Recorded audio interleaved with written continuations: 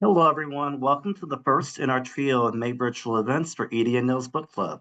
Today's event, if we could have just 10 minutes of your time, public library workers, features presentations of approximately 10 minutes in length, each by the authors of Navigating Difficult Situations in Public Libraries, the PLA Guide to Trauma-Informed De-Escalation, Serving Patrons with Disabilities, Perspectives and Insights from People with Disabilities, Organize Your Library, Developing the Collective Power of Library Workers, which is one title in our new Critical Cultural Information series.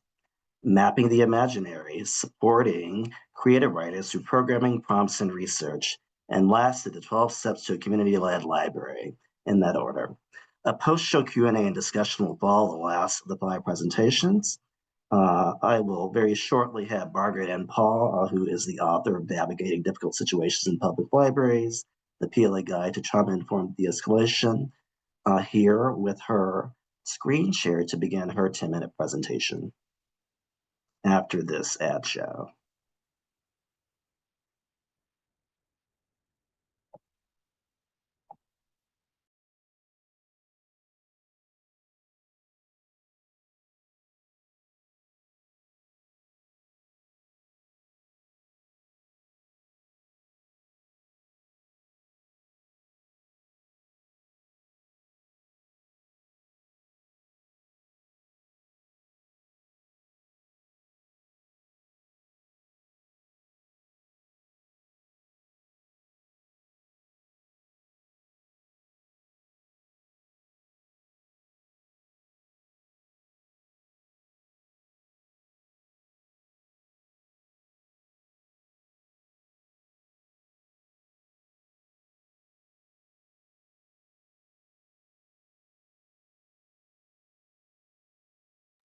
Welcome, Margaret.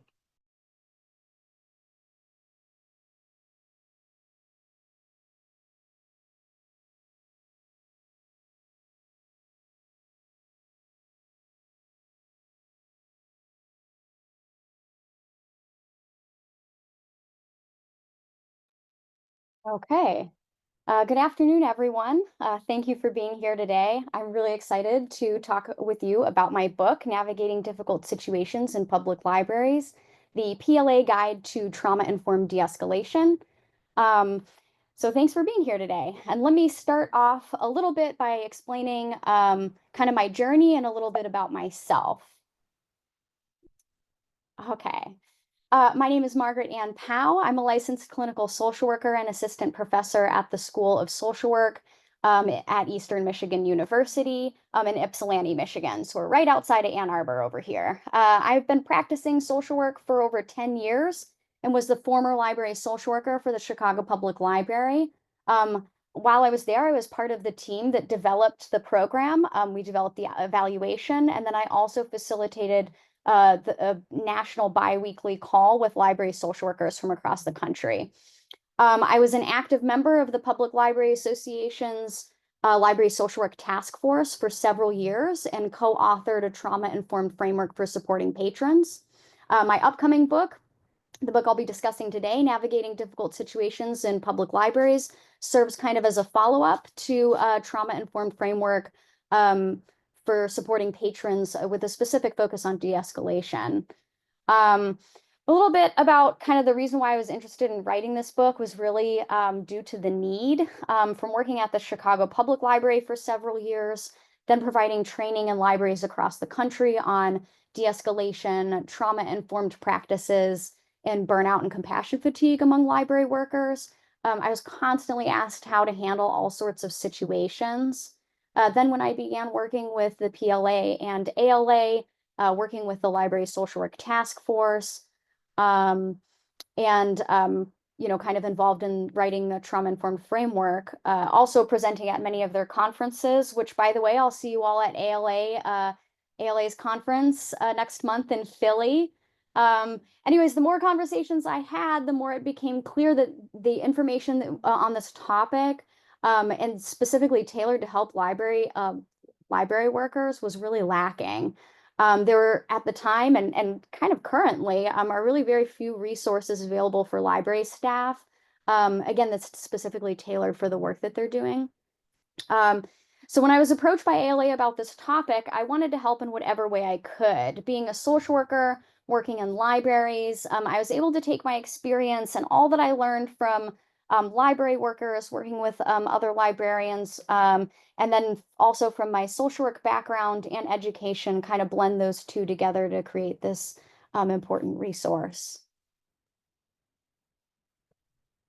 All right, so let's get into it. As you all know, libraries have always been more than just places to check out books, right? They're also community hubs, centers of learning, safe spaces, and sometimes even sanctuaries.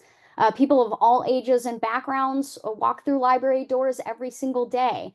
For many, the library is the only warm, safe, or welcoming place that they have. Though with that responsibility comes a complex and sometimes overwhelming set of challenges that today library workers are increasingly expected to navigate, often without adequate training or support. So some of the things we're kind of talking about here could be verbal altercations, mental health crises, conflict between patrons, and yes, even physical confrontations. And these are not necessarily rare occurrences. According to a recent survey conducted by the Public Library Association, that we kind of did to inform the content of this book, 97.5 respondents said that they wish that they had more resources to help navigate difficult situations in the library. 70% of respondents reported that incidents requiring de-escalation were on the rise. And more than half, approximately 55%, felt their libraries simply don't provide enough tools or support to respond that they need to respond to these situations with confidence. So we're in a moment right now, really, where library workers are facing more difficult interactions and more emotionally charged environments. And they're telling us very loudly and clearly that they need help. And that's why this book is important now. Again, this book builds on the foundation that was laid out in a trauma-informed framework for supporting patrons, specifically utilizing the 5 tools: reflect, connect, respect, protect, and redirect. While this book focuses on scenario-based responses, the new book, the Navigating Difficult Situation books, focuses on kind of providing a deeper dive into the 5 tools, and offers over 20 micro skills associated with each of the tools, with a specific focus on de-escalation. Allow me to expand on more of the format and share several compelling features as well. So firstly, this book is a workbook. It's in a workbook format with many printable resources consisting of handouts and worksheets. This is not a textbook. It's meant to be a hands-on guide. The book uses realistic everyday scenarios from public libraries, like patrons experiencing a mental health episode, verbal arguments escalating between 2 patrons, or a tense conversation over even something as simple as a computer time limit. These aren't hypotheticals, right? They're kinds of situations library workers face regularly. Each micro skill that is presented includes digestible, trauma-informed strategies for responding in the moment, and equally important, reflecting afterwards. Readers are not only told what to do, but then are also invited to practice how to think critically, respond compassionately, and evaluate their own reactions in a safe and structured way. Secondly, this book focuses on de-escalation through a trauma-informed lens. De-escalation isn't just about calming someone down. It's about understanding what may be beneath a behavior. Could be fear, stress, trauma, or a variety of unmet needs, and then responding with empathy and not in a punitive way. Trauma-informed de-escalation shifts the question from what's wrong with this person to what might have happened to this person. And having this understanding of trauma and mental health is fundamental. If we don't know how or why these approaches work, we won't be able to implement them properly. This book is set up in a way where it can be read, again, in conjunction with a trauma-informed framework for supporting patrons or on its own. So the book does begin by providing an additional overview of trauma that supplements the overview of trauma provided in the previous book. It goes over what trauma is, what the different types of trauma are, what common reactions to trauma might happen, and then also the prevalence of trauma. This approach doesn't just reduce harm in the moment, it prevents re-traumatization, builds trust, and fosters a more inclusive, welcoming environment. When it's done consistently, it can shape library culture. So the book does walk readers through how to move from, some individual actions, and certainly we go over individual actions, and then also discuss organizational change. Similarly, in an overview of mental health and mental illness is provided as well. Common misconceptions about mental illness, prevalence of mental illness, and barriers to those with mental illness. What those barriers those individuals can face that can impact things like accessing basic needs, treatment, housing, etc. But why am I talking about psychosis and mental illness? And why am I bringing this up in a book on de-escalation? Well, people with serious and persistent mental illness are more likely to live in poverty, more likely to experience housing and food insecurity, and struggle to maintain consistent employment. So therefore, they're more likely to utilize these spaces, utilize these kind of public spaces, right, such as libraries. Even though they account for only 3% of the population, we might see kind of an overrepresented representation of these folks in public areas. Also, many of the requests for de-escalation scenarios I've been asked on how to navigate are situations that involve these patrons. This book also discusses the importance of destigmatization of mental illness. The more we destigmatize mental illness and understand what someone might be going through and the barriers that they face, the better interactions we can have with them. Lastly, this book provides ways to incorporate debriefing and evaluation practices to make sure that we're not only getting the support we need, but also are evaluating our practices to get better at incorporating these approaches. So again, as this book is a workbook, both of those chapters also outline a variety of ways to incorporate and develop these practices, various practices that could work best for you and for your library. Recommendations in this book are provided at the individual level, group or team level, and then also branch or system-wide levels. So we have these kind of various levels that we're looking at here. All right, that's my time, but I want to close by saying this. The need for this book really aims to be a recognition of how much libraries are being asked to hold right now and how much library workers care about doing that well, and hopefully to serve as a resource for them.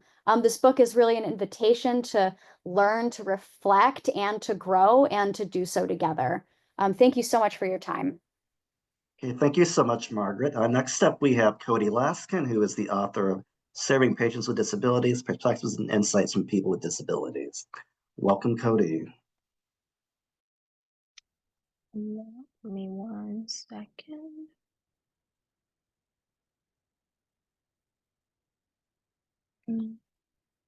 Hold on.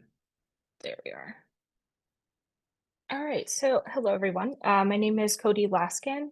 I was the editor for Serving Patrons with Disabilities, which uses own voice to talk about how accessibility actively affects people's lives. So it's not just the steps of accessibility, it's also what that means for each person involved.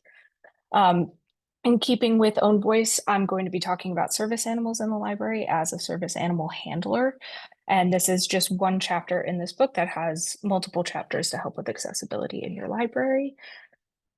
So the first step for service animals is knowing the ADA. There is a small section, it's about 2 pages, about service animals. And it's defined as a dog that has been individually trained to do work or perform a task for a person with a disability, which is kind of legalese. So to break it down a little bit, there's 2 parts that matter. The first step is the person has to have a disabling condition. The good news is, as a library employee, you don't have to know what the condition is. You don't need to determine if it's disabling. It's just a condition of the ADA. And then the second step is have the dog trained to do something to help that condition. So this isn't just a well-trained dog who can sit and stay and do all of that. This is a dog who is specifically trained to do something to help a person with a disability. I've kind of broken up the different types of service animals as a way to understand them a little bit better, since I know that they're a little bit harder to identify. The first one would be medical alert or response. This is a picture of my service dog, Piper, alerting me to a high heart rate. And her, in that moment, she's telling me, hey, your heart rate is high. You could have a problem, lay down. They can also be trained to respond to an event after it's already happened. For the next one, we have mobility assist. It's important to remember that not all disabilities are visible. So some people with disabilities are still ambulatory. They could be walking around and not look like anything's wrong, but they might need a service animal to help them pick something up or open doors or something along those lines. It's not our place to judge. We don't really know what's going on with people's bodies. For autism support, mostly these dogs have been used for children and have been very successful in stopping certain behaviors. In this instance, the dog is tethered to the child. In the event that she were to run, the dog would be trained to lay down, which could prevent her from running into traffic or some kind of dangerous situation. For the next one, seeing eye, you will notice this is not a dog. This is a mini pony. They are the only other animal that is allowed by the ADA. It is in its own little special section. You can have a mini pony that is trained for a variety of tasks, including seeing eye, but many other tasks as well. The downside to mini ponies is if the size of the animal impedes the business, you can be asked to either wait outside and have other accommodations or something along those lines. The size of the animal cannot impact the business that you are in. And then the final different type of service animal that I've identified is psychiatric, which might pique some people's ears because I'm sure that almost everybody on this call has heard emotional support animal. Is that what I mean?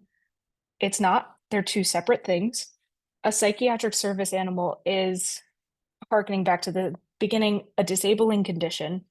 A person has to be disabled, and the dog has to be specifically trained to do a task to help that. For emotional support animals, it's for general depression or anxiety. And don't get me wrong, I think animals are great and everybody could benefit from having them. However, they can be untrained. They don't legally have to be trained, and they are considered a pet. They are not covered under the ADA. They're covered under the Fair Housing Act, which allows them to live with their person regardless of any kind of animal policy, and the Air Carrier Access Act, which allows them in the cabin of an airplane. And because they are not covered under the ADA, there is no restriction on the type of animal. So a emotional support peacock is actually a thing that could happen, but not an emotional or not a service animal peacock. So how do you identify a service animal when it comes in? Do they have to wear a vest? Do they have to have a patch or an ID or anything like that? The ADA says no. The reason for the vest or any kind of identifier is actually very simple. Some people who could benefit from having a service animal might not be physically capable of putting a vest on a dog. And there shouldn't be any kind of barrier to allowing them to have one. But that does also mean that there is no identification card. You can go online, you can pay $100 and click a button and get a card, or you can make one in PowerPoint like I did. This does not indicate that this is a service animal.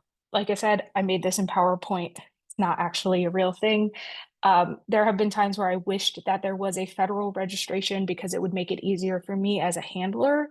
However, that would provide another barrier that would make it difficult for certain people. So I understand the reasoning behind not having one, but what I'm asking you as people who work in public libraries is to not take this as fact. There are ways to tell if it's a service animal.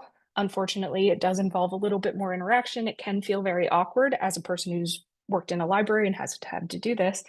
There are two questions you can ask.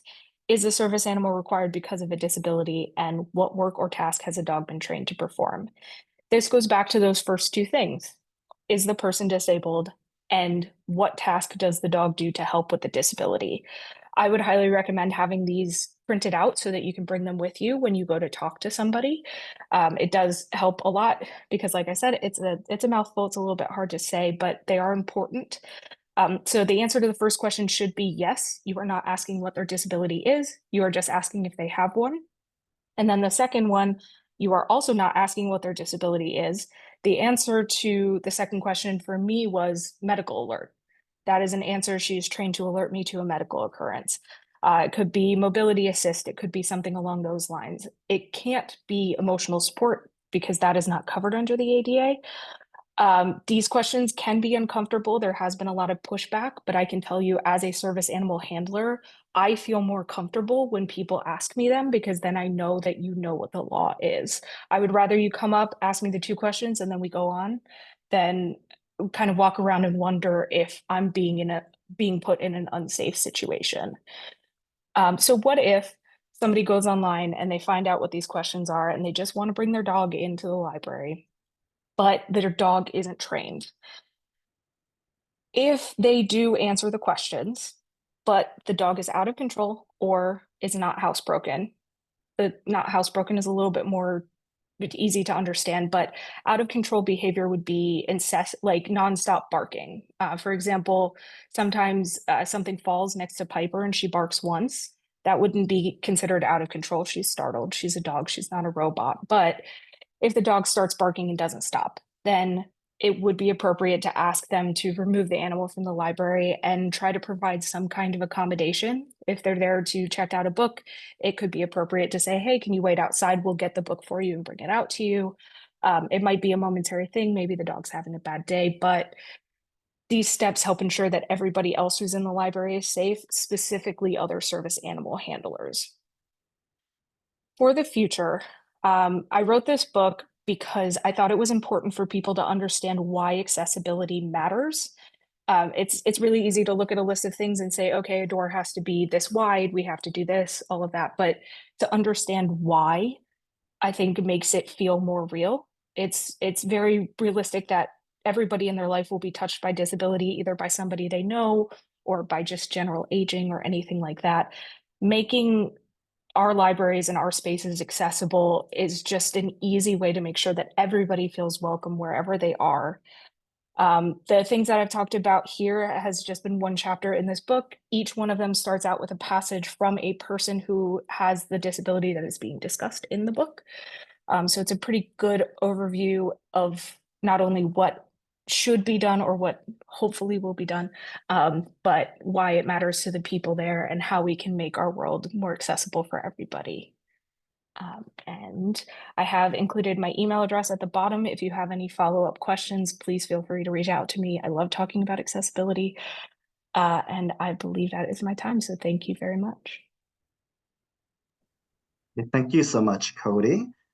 Next up, we have a few co-authors, Angelo Moreno, Meredith, Kahn, and Kelly McElroy, who are also representing Emily Derensky, who unfortunately couldn't join us today. They are the authors of Organize Your Library, Developing the Collective Power of Library Workers, again, part of the Critical Cultural Information series. It is available for pre-order on the ALA Store website, and here they are to begin their presentations.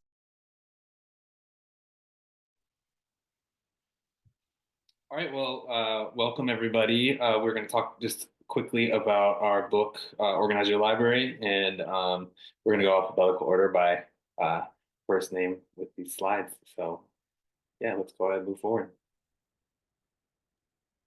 Great. So one of the big questions that our book answers is this one: what is a union and why do you need one?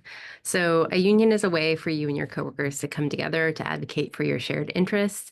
In the book, we do talk about sort of what it means to be legally recognized as a union, but we're also going to be talking about organizing as a way to build power with your coworkers, whether or not you have a legally recognized union.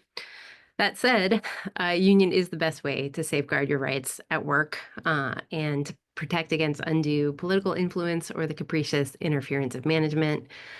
This is through things like the collective bargaining agreement, of course, but also because we really believe that when workers come together, that's the best way for us to maintain a strong library for everyone who works there.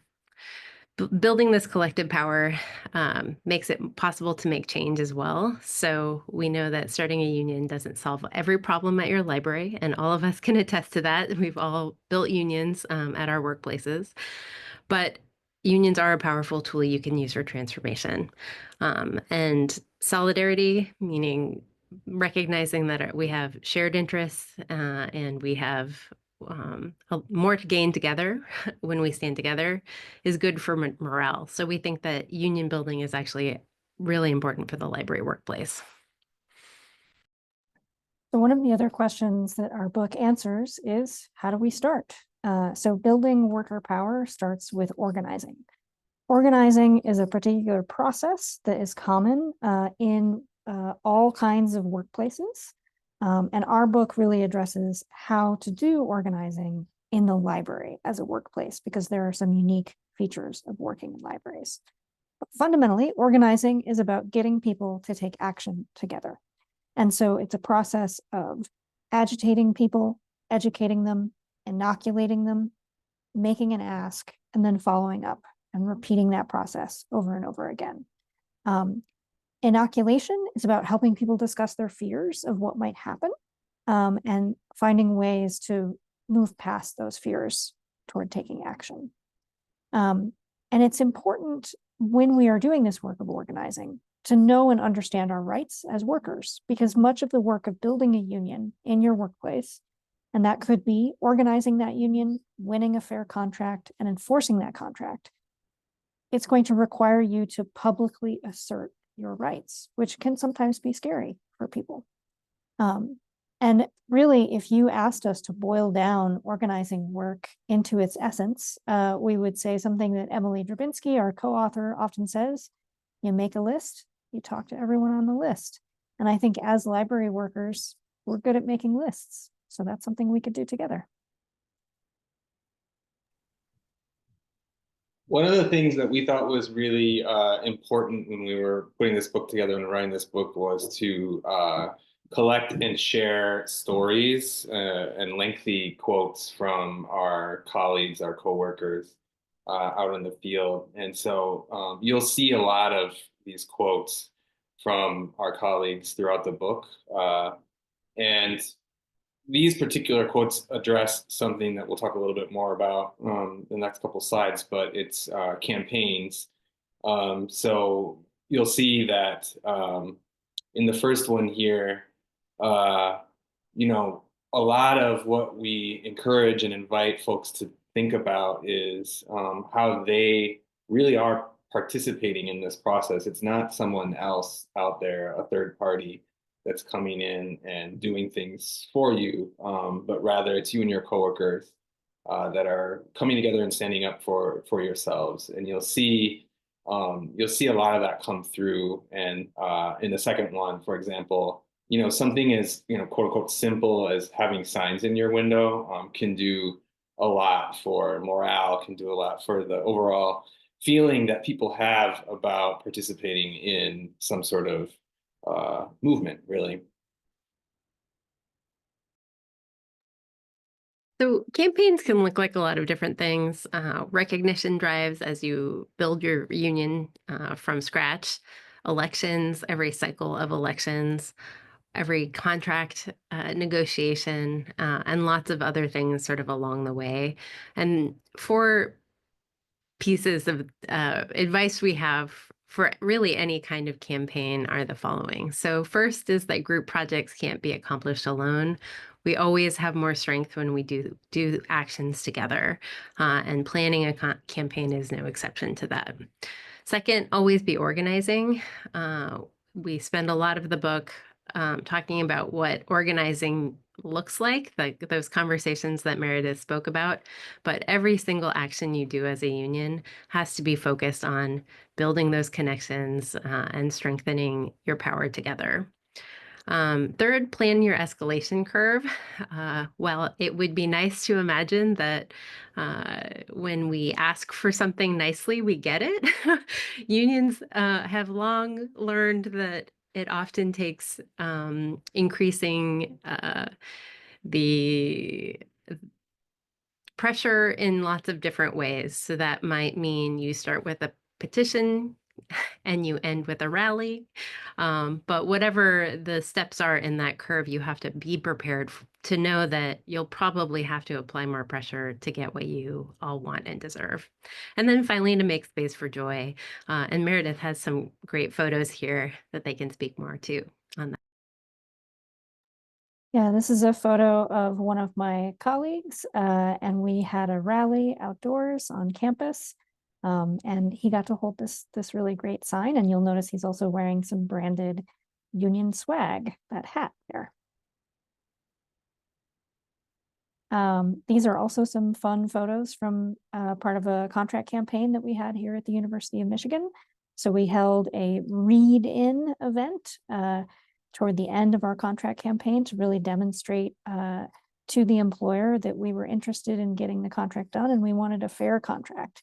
And so we asked our members to show up on the front steps of the graduate library on campus with their favorite book and to just be present and read together. And it was really a lovely event. It was very well attended and we had a great time.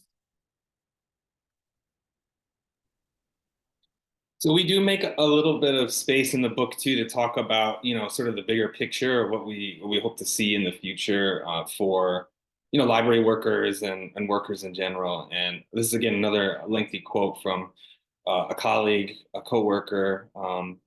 But something that I think is important to stress, and I would invite people to really think about, is there's a word that keeps coming up throughout these slides, and inevitably it'll come up if you talk to anybody that's doing union work, which is solidarity, right? And I just think it's so important to really think seriously about that word and act on it, right? And especially in this moment where I think it's very easy for a lot of people to retreat into themselves and sort of, see this moment as a moment where I need to protect myself. And so I'm going to do that. And that's a totally valid feeling. And it's a totally understandable thing to want to do. But what we really want to argue in this book and what most unionists would want to convey to you is that, actually the best way to save yourself is to stand together with your coworkers. And that doesn't mean, that you have to like them. It doesn't mean that you have to be friends. That helps, and a lot of us are because this is a particularly friendly profession. But you don't have to be. You just want your coworker to have dignity. You want your coworker to have value and to be respected on the job. And I think this quote really shows how that experience, going through that experience, is a really powerful and in many cases almost life-changing experience. And these are a few of the sort of concrete goals we have around this. So first, celebrate every win. It's tough out there. We have to recognize when we do win, because we're not always going to win. But even the smallest wins, we have to celebrate and honor. And that really taps into that joy that we talked about earlier. We also want to make the case that library worker unions contribute to better library services for the community.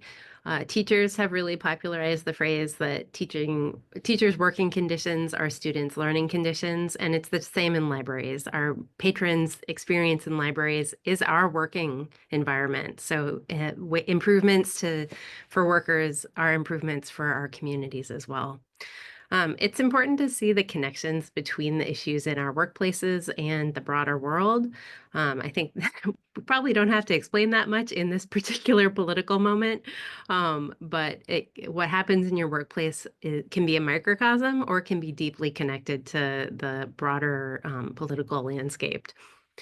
It's important for us to fight against systems and structures that limit our ability to build worker power and make positive change. And we have some examples in the book of library workers who have helped get laws changed to enable them to organize and collectively bargain. And then finally, coming back to solidarity and organizing, we have to do something, and it's better if we do it together. This is just one more fun photo of a bunch of people doing something together. We really hope that you enjoy this book. It has an incredible amount of stories, real stories from library workers across the country, and we had a really great time writing it. So thank you. Hey, thank you so much, Angelo, Kelly, and Meredith, and also Emily and Spirit. We will next have Micah Bateman, who is here to talk about ideas from mapping the imaginary, supporting creative writers through programming, prompts, and research. Welcome, Micah.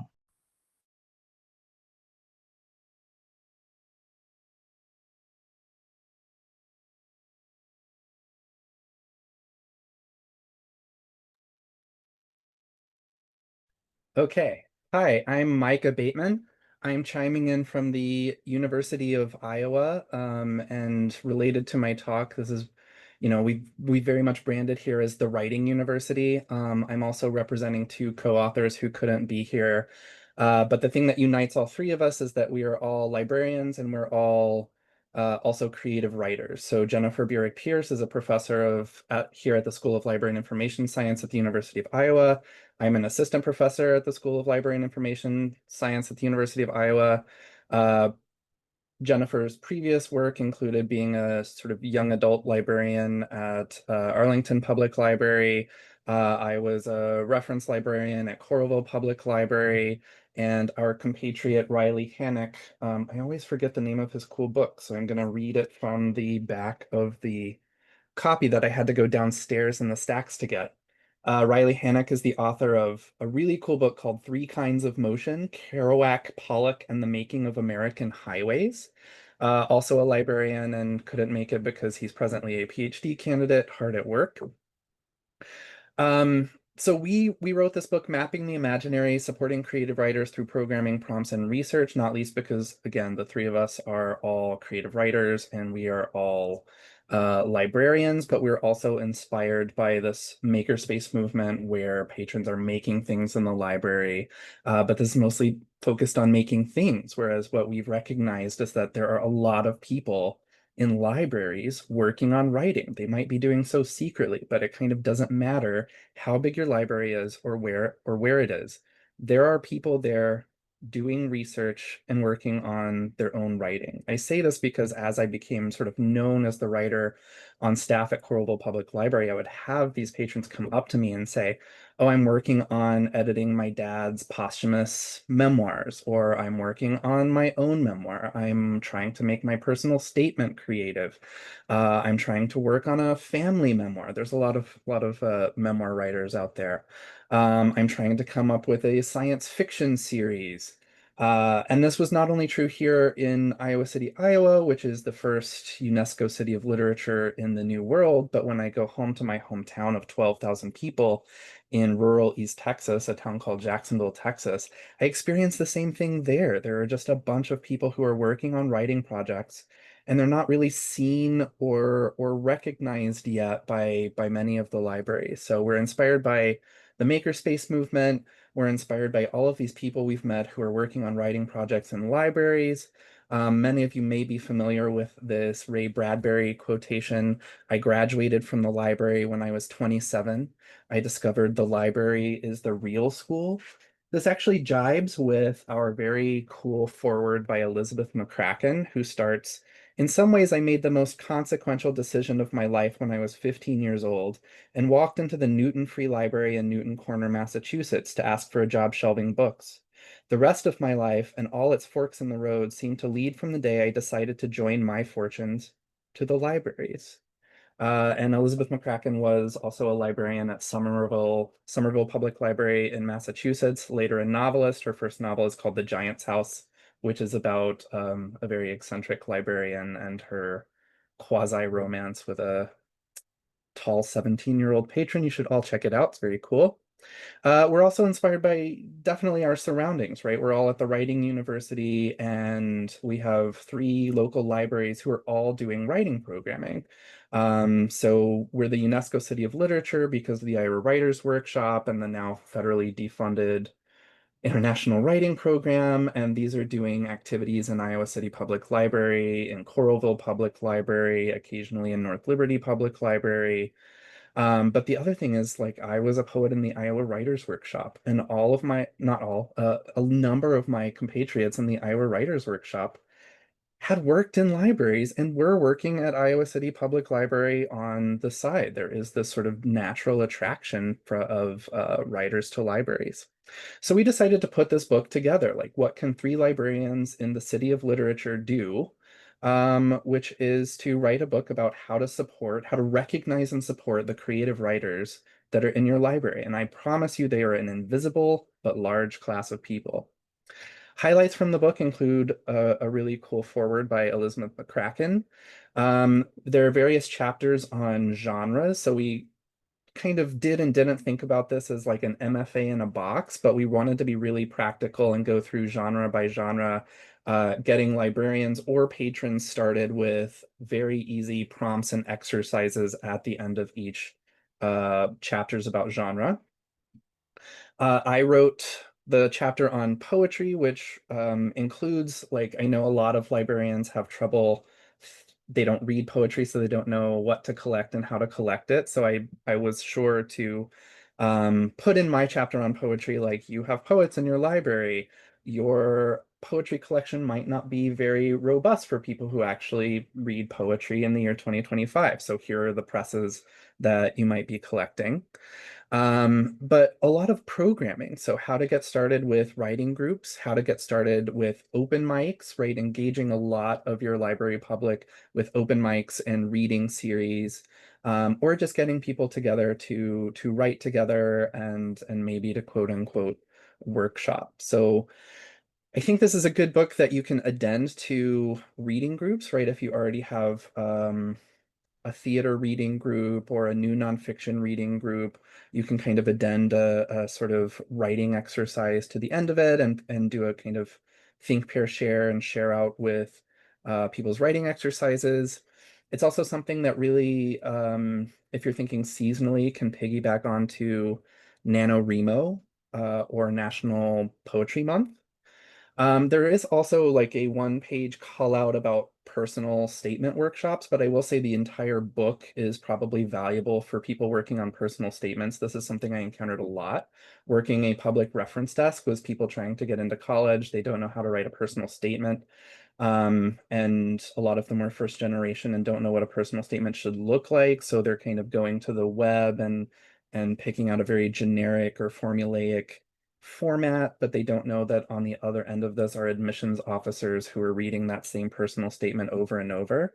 And that to stand out as an applicant in admissions, you might need to be a little bit creative. So here's your MFA in a box to get creative. And it would be easy to apply to some personal statement workshops for instance, first gen applicants.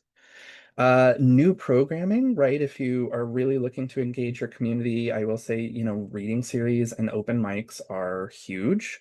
There's a lot of interest in writing groups as well, but those have to be kind of on the smaller side. This is also, it was pitched to librarians. The direct audience is librarians, but it's actually a book that you could hand to a patron who's getting started with creative writing or with a writing assignment, and they can use the resources in the book as well. Finally, it's something that engages your library's collections, and I can give a very specific instance of this if I can exit presentation mode. So something that's not in the book, but that is a taste of the book that you can find for free is that I have this little blog listicle feature on Programming Librarian called Creative Writing in the Library, 4 Prompts to Break the Ice. But there are also 4 prompts. There are 4 prompts to break the ice in a writing group or writing workshop, but there are also 4 prompts that are made to engage your library's collections. So getting to know names. Write a half-page poem or scene in which your name is dramatically announced. Getting to know each other. Write a half-page poem or scene in which you, the autobiographical you, have a supernatural ability. What is it? How does it relate to your personal character? What do you do with it? Third prompt, which is getting to know the library. Scatter some recent obituaries from various newspapers that your library carries on the table and have each patron choose an obituary of one person who was alive in 1988. And then the prompt is to write a 1-page poem or scene that features the deceased person's activities at precisely 3:42 p.m. on September 28th, 1988. And then if you're looking for a single prompt to introduce your writing group to you, each other, and the library all in a single go, then write a one-page letter that is addressed to you from someone in the year 1858. The letter writer knows things about you, such as your name and your primary occupation. What do they want from you, and what do they reveal about themselves and their time? So this will lead patrons to reveal their names and various particulars about themselves, at the same time that they'll have to consult you for reference regarding the year 1858.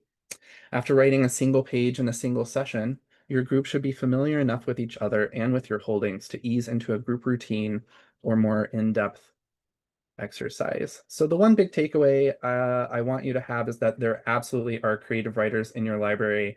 They are secret. They are a big class of people, and you might get some ideas from this book on how to organize and engage them. Thank you. Okay, thank you so much, Micah. Next up for our last presentation is Audrey Barbakoff, who is one of the co-authors of the 12 Steps to a Community-Led Library. Welcome, Audrey. Hello. All right.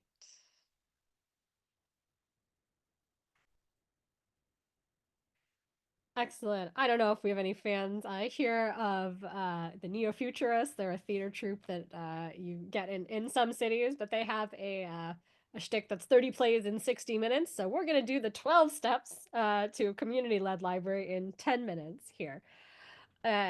So my book, along with my colleague, Dr. Noah Lenstra, is the 12 steps to a community-led library. And while the book is not primarily about like what is community-led work, a lot of it is really about, once you know what it is, how do you actually put it into practice? I'm going to take just a moment here with all of us to say, like, what is that? Like, what is community-led work? Why is there a book about it? What does it mean for me and my library? And for me, it always comes back fundamentally to this phrase that comes out of the disability justice movement: nothing about us without us is for us. Right? And this is certainly an idea that I think we've maybe heard echoes of from many of our other presenters today.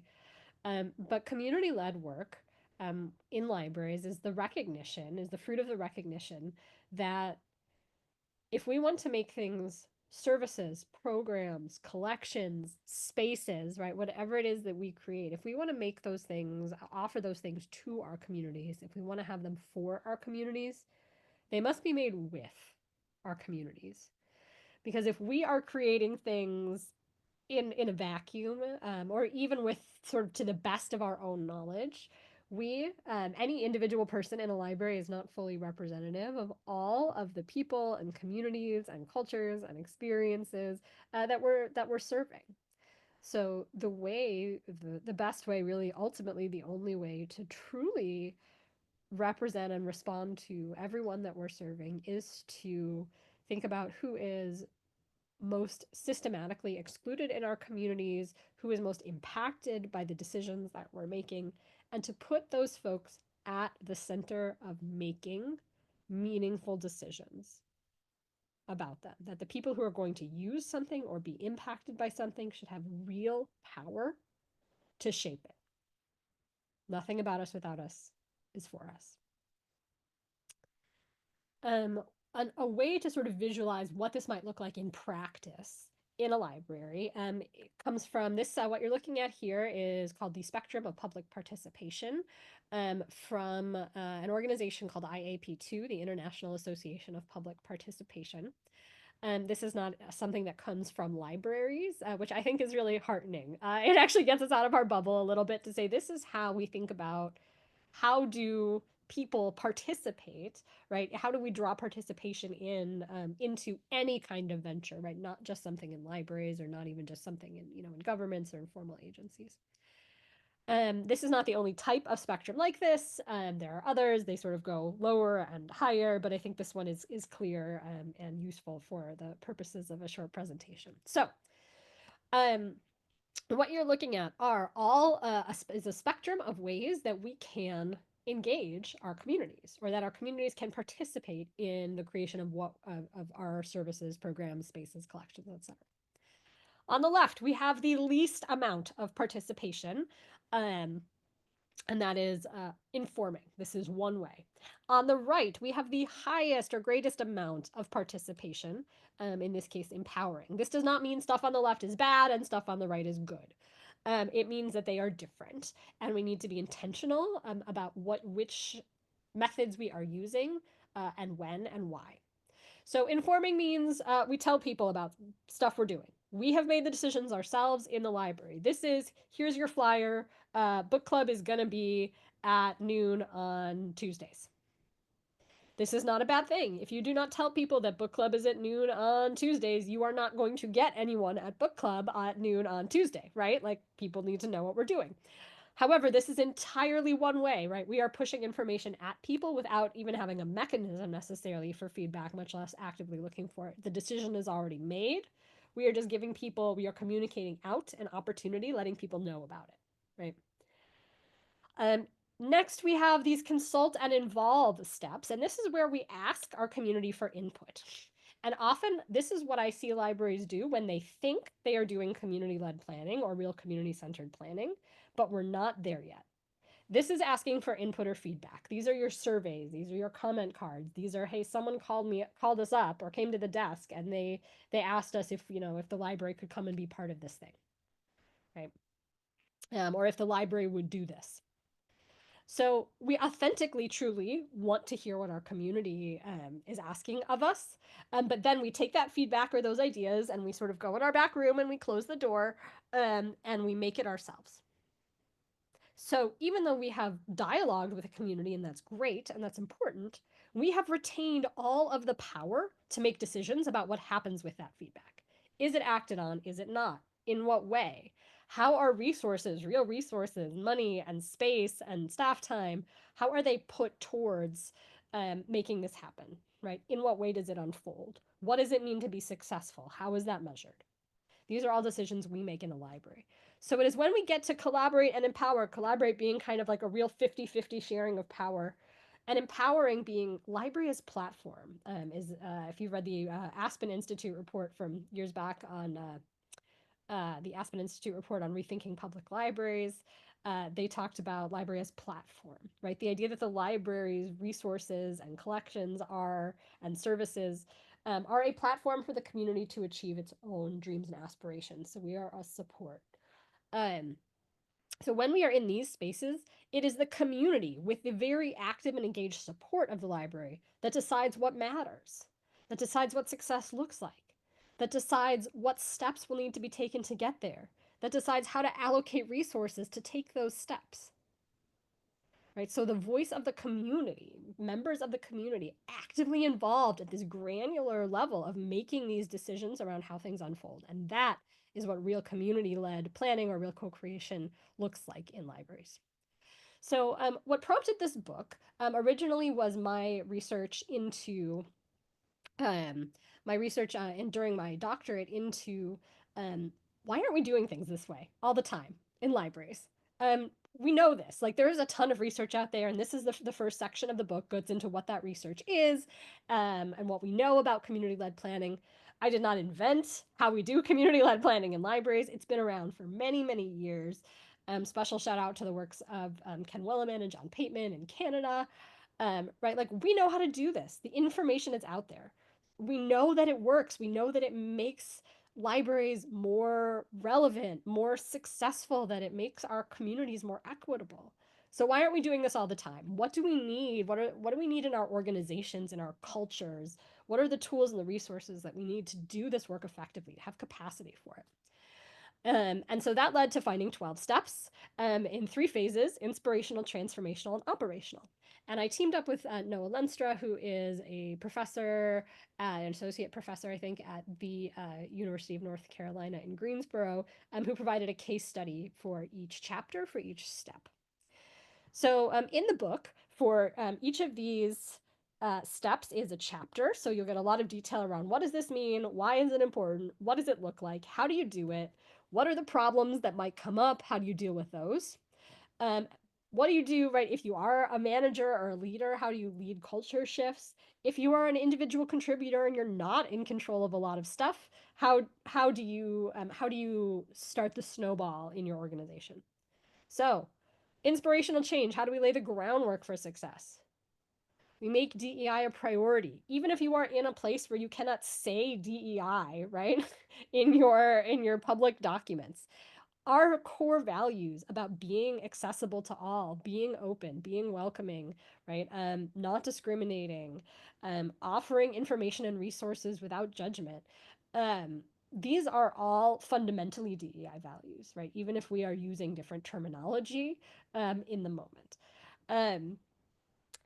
Making that statement where we say this is important because the reason for doing community-led work is that it is how we walk that talk. Right? Putting our communities, and especially our most systematically excluded communities, at the center and the heart of what we do, that's DEI work. That's equity work. So first, we talk the talk so that we can walk the walk. We provide training and support on this, but we allow education on concepts, not just training on procedures, because working with people is not just a set of procedures. We're not robots. Things are different every time. We need to understand the why so that we can be flexible with our how. We also need to connect again and again to core values and community goals. Then we move into transformational change. What are the transformational pieces that we need to do this work? We need growth mindset. We're not going to be great at it right in the beginning, and that's okay.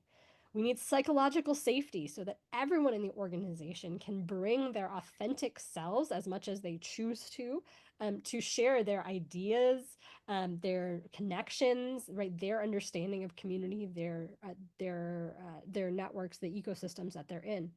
We need to take time for self-reflection. This is enormous. Often in libraries, we're so busy and trying to do so many things, right, that we don't take the time, and we don't think we have the time to reflect. But we can't do relationship-driven work without self-reflection. We need to value the importance of interpersonal skills and cultural humility. We need to recognize that we have prior experiences in our lives, maybe in our work, but maybe in our lives as people, maybe in other jobs, maybe as human beings, that help us and prepare us to do this work, even if it's new to you. You have skills and experiences that have prepared you to do this. We need to focus on building relationships rather than just on amassing data or statistics. These, the biggest challenge that people run into in doing community-led work in their organizations is trying to skip this whole phase, because none of this is concrete and obvious, and none of this is what you see in the next phase, which is like adjust your schedules, adjust your money, do the things that are above the iceberg bit above the waterline obvious. We try to jump right to this, but if we haven't done the deep culture work, then these changes don't stick very well, and they don't make sense, and they don't work, right? They don't get integrated. So once we have started doing that deep culture work, then we make sure there's time, autonomy, and flexibility to do relationship-driven work, to be about people and process rather than just about deliverables and stats. We make sure that we create systems that empower everyone in the organization to understand and know about what's going on and how to do this work, regardless of whether or not it's their day-to-day.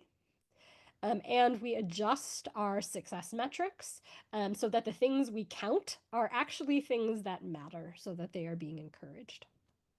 Those are the 12 steps to a community-led library. Obviously, there is a lot more to those, so I hope you will dive in and enjoy the book. Thank you so much, Audrey. Thank you to all of our authors who presented today, all 7. This event has been recorded, and it can be accessed via the main American Library Association YouTube page as early as this evening. If you are interested in other events that Editions is putting on, you can sign up for them by visiting alaeditions.org/events. Again, that's alaeditions.org/events. And we do have 2 more this week. One tomorrow is for academic library workers and LIS instructors. I'm sure there's some overlap with this group. And then we have another one on Thursday that is for all library workers. And finally, our last one for the spring for 9:30 a.m. Central Time, the morning of June 9th, is about well-being and stress reduction tips. I'm sure many of us will appreciate that program. And the registration link for that will be up shortly as well. Now we do have some time for a Q&A and a discussion with our authors. So I ask that all of our authors turn their cameras back on and their sound as well. And we will start taking questions as well as presenting pre-submitted questions following this closing ad show. Stay tuned.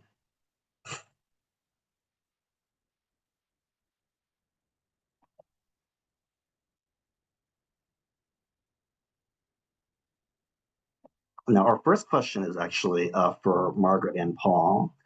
I think other authors will find that it is relevant to their work as well. So feel free to raise your hand and answer about how it applies to you. The question is, what role does self-awareness play in trauma-informed de-escalation?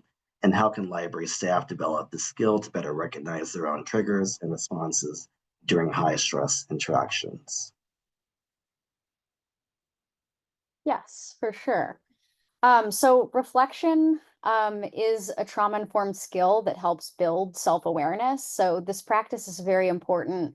It's one of the 5 tools that I go over and then have the kind of micro skills some attached to that. So in the book, I provide a lot of handouts and worksheets to help, develop these skills.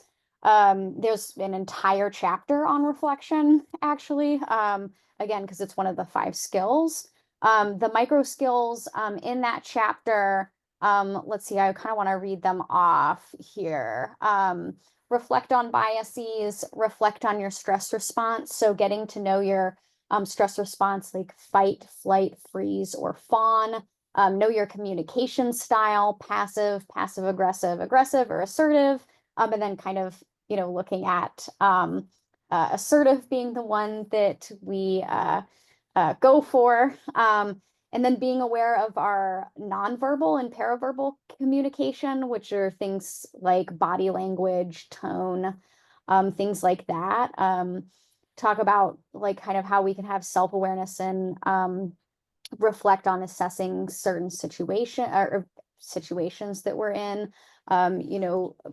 For example, kind of things like where's the nearest door or the phone, things like that. Kind of incorporating a safety perspective there. And then learning to be comfortable with being uncomfortable, because this stuff is really hard work and we may never get to a place where it's going to be all roses and easy to do, right? It's going to always be hard work, but the more we do it and the more we practice, the easier it does become, and kind of the more comfortable with it will become. Awesome. Any other thoughts from the other authors on the role of self-awareness in community leadership, in serving patrons with disabilities, even in building effective writing programs?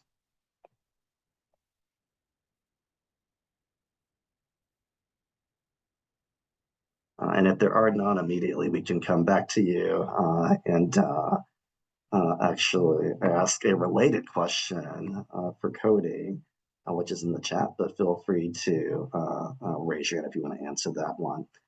For Kodi, how can library staff begin to confront their own discomfort or uncertainty around accessibility in a way that leads to real cultural and systemic change and not just compliance, which I think is related to self-awareness? So that's a lot of what my book kind of talks about, because disability is very stigmatized. It's a tough thing for anybody to confront, and I think everybody understands that. I think it's kind of a 2-part thing. By making your library more accessible, more people with disabilities will come to your library. And in doing that, that gives you an opportunity to talk with them. Like, what other services would you like to see? What can we do to make this place more accessible for you specifically? I think the other thing would be having an open and honest conversation with people with disability who want to have that conversation. Obviously, don't force people to talk about it if they don't, but there are a lot of resources out there of people who are willing to share their experience and be frank about it, and having those sometimes difficult conversations, I think opens it up so that the people who are less willing to talk are able to get the services that they need, even though they aren't necessarily quite as open. That makes sense. Question for the authors of Organize Your Library, as well as for everybody else. You shared quite a few great photos during your presentation of people you met, some of them whose stories you probably incorporated into your work. Can you talk a bit about some of your favorite stories related to organizing and what you think the implications are for people who are thinking about unionizing? And then maybe afterwards, if other authors want to talk about people they met for their work and how it has broader implications for readers, that would be interesting too. I can start us off. I think one of my favorite stories is a story that we tell in detail in the book, which is the story of the Westland Public Library workers. So these were folks in Westland, Michigan, which is a Detroit suburb, who 5 people were fired for organizing a union. And the story that they tell is, you know what? The worst possible thing happened, and it was okay. Some folks got their jobs back. They negotiated a very strong contract. And this all happened pre-COVID, and they negotiated a contract language that really helped their library weather COVID very well, helped their library workers weather COVID well as well. And so that story of, sometimes the bad thing happens and you just deal with it, but also being ready for things that you couldn't even possibly anticipate, and doing that together as a group and in solidarity with one another. So that's my favorite story from the book. And I'll jump in with another that we speak about sort of at length in the book is we spoke to some librarians at Seattle Central College in Seattle, where they had a long-standing union, but it was sort of difficult to get involved in and hard to connect with leadership. And it's really a story of how people coming together and talking led them to a lot of ways that they opened up and democratized their existing unions. So I think we all have had experiences of talking to people who, yeah, there's a union where I work, but, and I think that the story of those librarians at Seattle Central really captures what we can do as rank and file workers to strengthen the existing union that we have.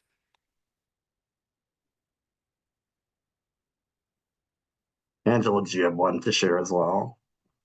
I don't have a particular one. I mean, I'll just give the cop-out answer, which is that they're all really great. But the reason why that I say that is because, I think one of the things that's important to remember is that while most people do want a union, according to recent polling, well, hopefully that's still the case. But at the time that we were writing the book, the polling that we were looking at is that most people wanted a union. But there's a gap between wanting one and getting one, right? And a lot of that gap has to do with the law, but some of that gap honestly just has to do with a lack of information and a lack of knowledge. And so I think that anytime that you can expose yourself to stories of real people who have unionized or have participated in union activity, I think it's really valuable. Awesome, and agreed. Speaking of storytelling, we have a question from one author to another, Audrey to Micah, and you can either share it yourself or I can share it. It is, I'm a picture book author as well as a librarian, so your approach really interests me. One question I hear a lot in the writing community is that authors want to work with their local libraries, but aren't sure exactly what to ask for. What do you wish authors knew or did when they approached libraries? And you can follow up, Audrey, if you have more thoughts on that after Micah answers. I wish the authors that went into the library just knew that there are workers there to help them. Once upon a time, there was actually a full-time devoted librarian at New York Public Library who was there just to assist authors. And here at the University of Iowa, we now have a literary arts librarian, but most librarians don't have a full-time writers librarian. But I really wish, like when I had been working at the Rough Desk, it hadn't been such a peripheral activity to kind of find out who around me was working on writing, right? I wish they had just sort of approached me in the beginning, but some of that was like finding out through reference interviews, right? It's like, well, what would somebody be wearing at a 1987 Red Sox game? And then you do the reference question of like, what's the question behind the question? Like, what are you working on here? And then they tell you, oh, I'm working on this novel.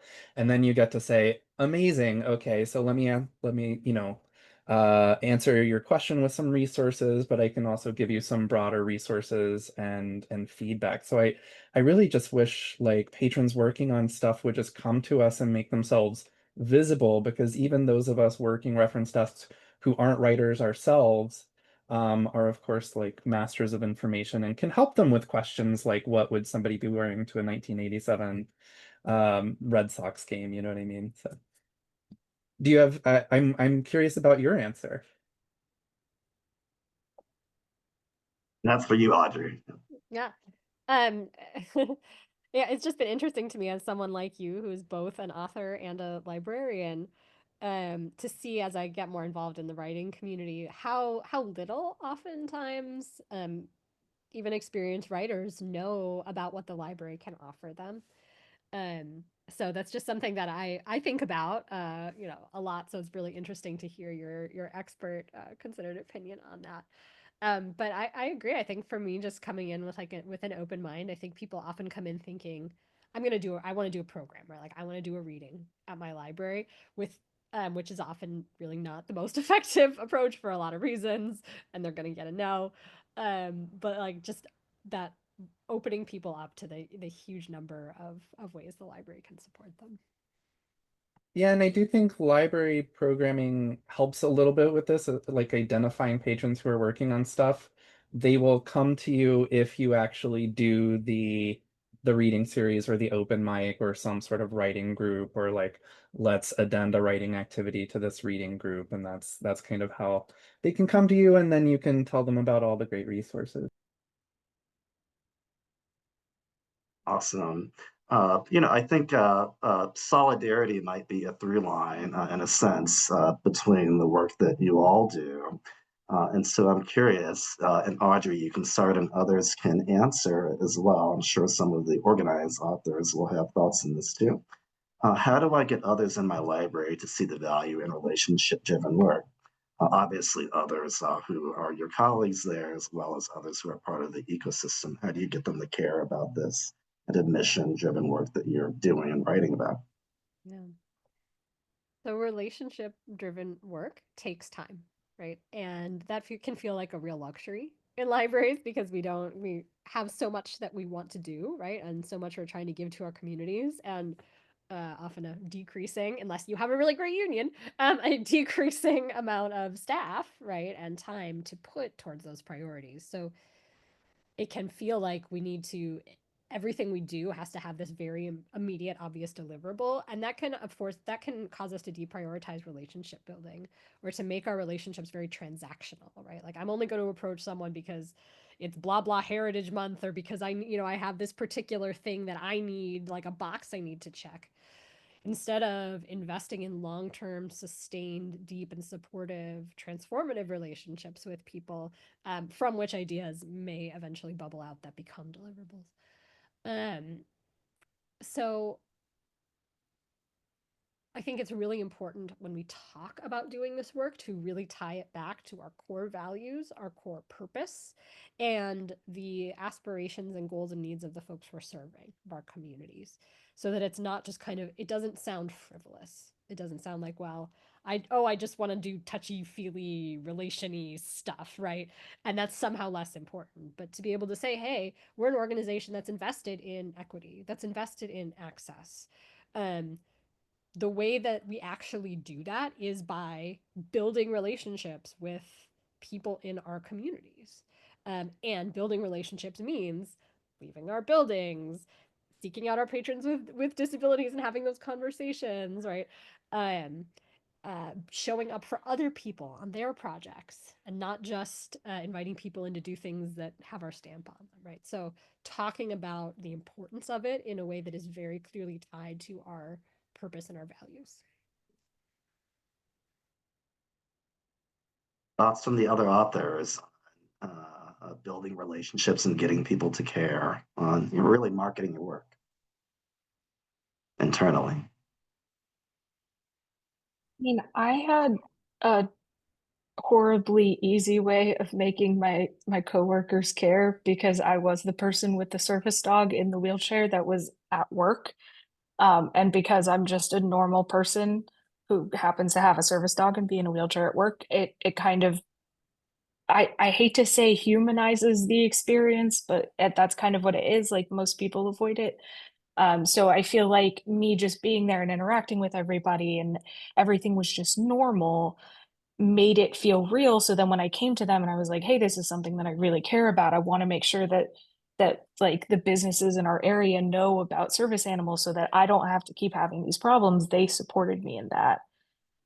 So I feel like they had a slight advantage in that I was very active in trying to participate in it. But I think that just going out and interacting with as many different people as possible, and humanizing everything and getting to know everything kind of makes it feel a little bit more personal and a little more important. Oh, absolutely. We have several questions in addition now in the chat. I want to go to those. First one is for Margaret. Does your book also cover situations that involve someone under the influence of addictive substances such as opioids? Sure. Yeah. So I do cover some of that a little bit, especially when I talk about safety and what safety in the library looks like. I know some libraries are now carrying things like Narcan and stuff like that, but I kind of talk about the importance of, you still have to call 911, you have to know how to use it, you have to be trained to do all of that, So I go over that kind of thing a little bit. Um, um, Certainly talk about that, but maybe not like super in depth. In the trauma-informed framework for supporting patrons, there is a whole like scenario kind of case study that one of the chapters walks through, specifically surrounding that. So that could be a helpful kind of addition to some of the content that's in my current book as well. There's also another book from Editions, Libraries and the Substance Abuse Crisis from Cindy Grove, that would interest the person asking that as well as others. It's pretty singularly focused on that question. So I would give some attention to that as well. It's on the ALA Store website. The next question from our audience, and thanks again, Margaret, is for Kodi. It was great to learn about service animals. I agree, that was really interesting. What other topics does serving patrons with disabilities cover in terms of maybe demographics or very particular issues it focuses upon? Yeah, for sure. So it's got 6 chapters, and each chapter it starts with a story by a person with that disability, and then kind of actionable steps that you can take, and then a secondary story of what could be.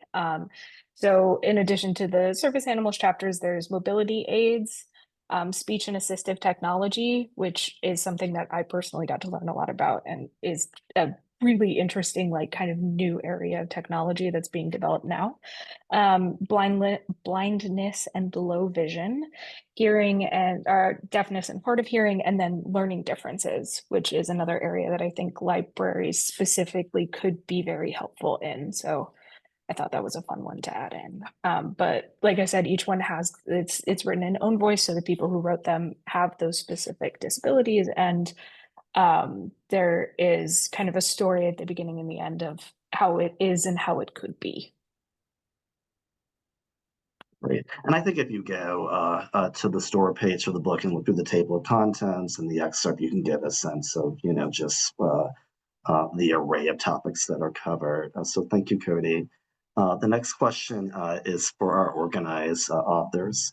And I think you delved into this a little bit at the beginning of your presentation. It's what concerns lead staff to start thinking about unionizing? What did you identify as common developments that led the people you interviewed to start thinking about unionizing? Well, I can say all 3 of us started unions at our workplaces. So I can, just speaking from my own experience, before I even started working at OSU, there had some years before that, there had been a very, very unpopular furlough program that was not necessary. So I think it's not uncommon that financial matters, whether that's salary or, layoffs or something that affects people's ability to make money at work, I think is incredibly common. But it's not only salary, it can be other issues. Sometimes I know in higher education, issues around shared governance and how things operate can be key. I know we have a lot of public librarians on this call, so Angelo, maybe you can pick up from there. Yeah, I mean, so in our experience, it wasn't during COVID, so it feels like forever ago now. But in our experience, yes, pay was a huge thing. In fact, we had a situation where the short version is that we had a two-tier pay system where there were positions that were doing the exact same work as people in the same position, but getting paid less, like and had no benefits, etc. And so that was one of the things that we quickly fixed. Actually, before we even had a contract, we fixed that. So pay is definitely a driving factor. But then I think I don't think I know there is also just dignity and respect, which right now I'm no longer working in libraries. I'm actually working directly for a union, and so we're organizing other professions, and that's just a through line is that people. In my experience, what moves people it's about respect, and it's about dignity, it's about having a voice, right? So being able to know that your intelligence, your wisdom, your experience is being taken into real consideration. And sometimes the only way to make sure that that's being taken into real consideration is to set up structures that enforce it. So. Interesting. When you talk about respect, Angela, I think about how that's also a common theme in some of our titles and other thought leadership pieces that are about well-being in libraries and just being healthy, and how much people who are trying to create healthier environments and to take care of their fellow librarians are concerned about respect as a health issue nowadays. So just health within libraries, that is key. Next question from the audience is from Jeff Koster, and he has some thoughts preceding it. I noticed that there's an overlap in some of the goals and processes regarding both unionizing and building relationships with wider communities. The spectrum of participation needs to occur within library organizations, and too often management has no interest or skill in giving up power to involve, collaborate with, and empower staff more in order to more effectively serve the public in terms of programming and public health needs. You are all very optimistic about these possibilities. I am less so, given experience with challenging hierarchies. Where do you see the staff empowerment piece coming into play with issues like what Jeff cites? Yeah, I could take this one. I think something that will be obvious to many public library workers is that we are in a moment where the public library and the services that we provide to our communities have become the focus of a culture war. And so it is vital that we, in order to guarantee that the patrons that we serve are able to access the materials that they want, that they need, we need to protect the rights of the people who work in the library, because there is no freedom to read if library workers can be fired for buying the wrong books or making the wrong books available or putting on the wrong programming. And so I think it feels like if libraries as an institution are going to survive, they need workers who can make material available to the public. And in a time in which that material and even just the practice of, making stuff available to people without asking them to pay for it has become the focus of really retrenchment in society and political attacks and austerity. We're going to do what we got to do. And we as authors of this book, we really feel like this is one of the most effective ways for library workers to continue to do this work and have an impact in their communities. That makes perfect sense. One more question from our audience, and then I'll have a closing question for this discussion. And I think this is mostly for Audrey, but also the organized authors and Micah and Margaret, you might have thoughts as well. What advice would you give to library workers who are interested in community-led initiatives, but not sure where to begin? Thank you. I'm actually going to sort of merge this with a little bit of a response to the previous question, because I think it's often one and the same. Sometimes folks in libraries, like you have someone who is excited about, who understands the importance of centering community, and doing community-led work, and you get it and you're excited about it, and then you like go back to your organization and people are like, huh? Or it's just not the way that you do things, and there's inertia, and management is maybe not very excited about taking like a radical deviation that is going to eat a lot of time and resources, and you get pushback. So getting started often means kind of thinking about how you operate in an environment that doesn't have as much support as you would like.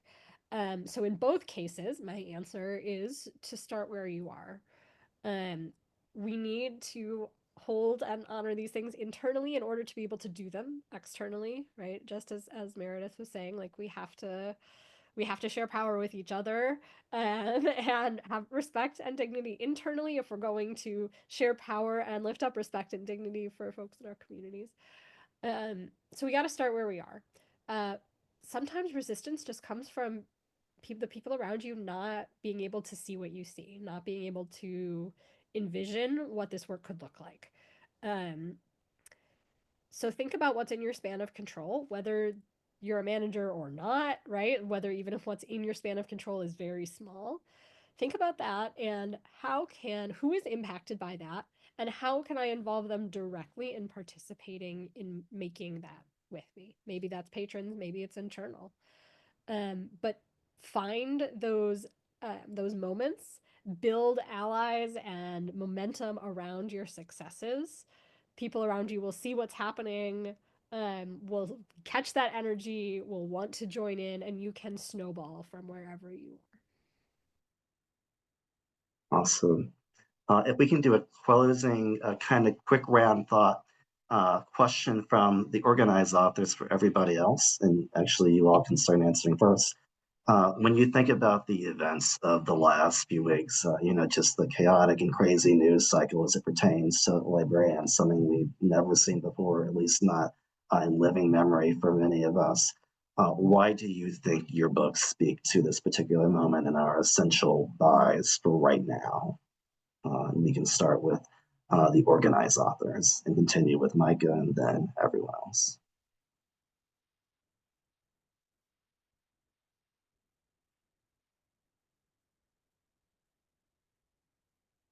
I feel like Angelo wants to talk. I mean, I feel like a lot of it has already been said, but I mean, it doesn't need to be super complicated. It's just that we are under attack. I mean, there's no way to beat around the bush about it, right? Like we are absolutely under attack by forces who have been saying actually for many years that they were going to take us down. This is not something that should surprise anybody. They have been saying it quite explicitly for a long, long, long time. And so I think that when you're under attack, you got to organize. It's really just, it's that simple. You gotta join an organization. If you're not a member of an organization on this call right now, join an organization as soon as you get off of this call.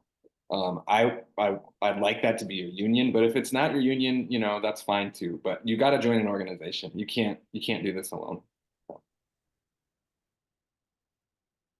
Thanks, Angelo. Anybody else thoughts on why now, especially if your book is a little bit older? So as a person in the disabled community, I think a lot of times we kind of get not forgotten, but it's a little bit hard to be on the front lines of things. And a lot of the policies and threats that have been thrown around recently would directly affect a lot of people with disabilities and make our lives significantly harder, if not impossible to live. I am a person who has always found solace in libraries, even when I wasn't working in one. And just having a place to go that I know is safe and accessible and I can just be and it's not a problem.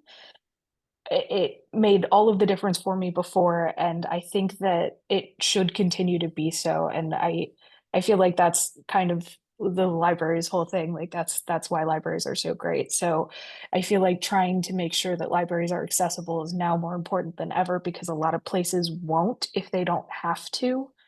And that will create less places for people like me to just go and be safe.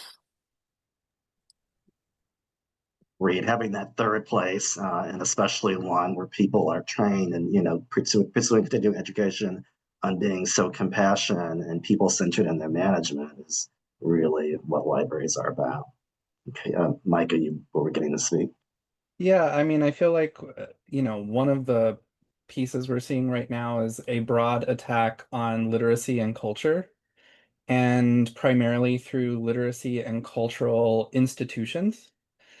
So we did write our book during the first Trump administration, but it was a book for people who couldn't access cultural institutions, like you can't get to an MFA program, you don't have a college professor who's helping you with your novel. And this is this kind of ties in with this other thing I'm working on in community archives. This is a decentralized approach to culture. This is a groundswell approach to making culture that I think is now more important than ever, because I think I briefly mentioned, right, one of the things that makes our town the UNESCO City of Literature is the International Writing Program, which has now been defunded by the federal regime. And they were responsible for doing a lot of creative writing in the libraries, and now it's going to be like on the libraries to do that work. So I think now we have to think about how do we decenter or decentralize our literacy and cultural mechanisms.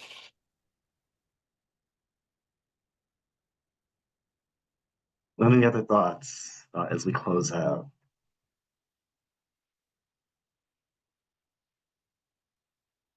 Okay, if there's nothing else, I want to thank you all again.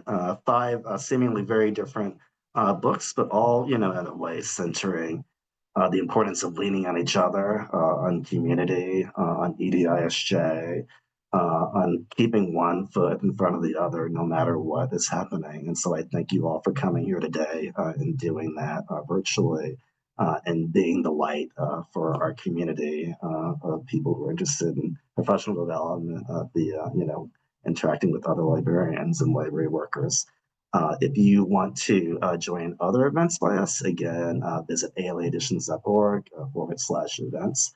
And we have other events coming up this week. And again, the one about well-being, which will be great on June 9th, and more to be announced within the next few weeks.